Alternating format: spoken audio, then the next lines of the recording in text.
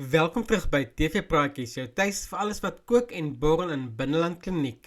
Dit is die begin van seisoen 21 en dinge begin onmiddellik vlam vat.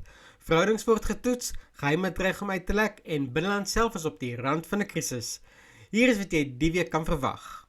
Welkom, jy's ingeskakel by TV Praatjies. Ek's Jock, kom ons spring dadelik weg. Maandag, 2 Junie.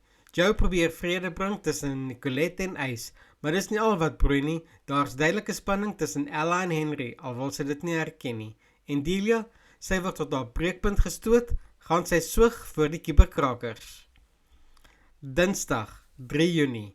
Delia vertrou niemand meer nie en sy dink Konrad is agter alles. Henry wil hê Ella moet by hom intrek. Cecile ontdek dat sy dalk meer skade aangerig het as wat sy besef het. En LJ het niets wat almal verras. If you enjoy this video, please take a moment to subscribe. Woensdag, 4 Junie. Jess deel 'n sappige stukkie oor LJ met Talia. Die kuberaanvallers dryf Delia teen die mure uit. En Cecile, sy kry haar moor op haar rug en dit maak dinge onhoudbaar. Donderdag, 5 Junie. Talia word die laaste een wat 'n skoknuus hoor en dit ruk haar wêreld. Binneland se krisis verdiep. En Ella probeer sin maak van haar lewe wat nie meer haar eie voel nie. Vrydag, 6 Junie. Tian begin vra, wie het Cecile gehelp om te ontsnap? Talia se gebroke hart meng nou in by die werk en Ella bly worstel met die werklikheid van haar nuwe lewe.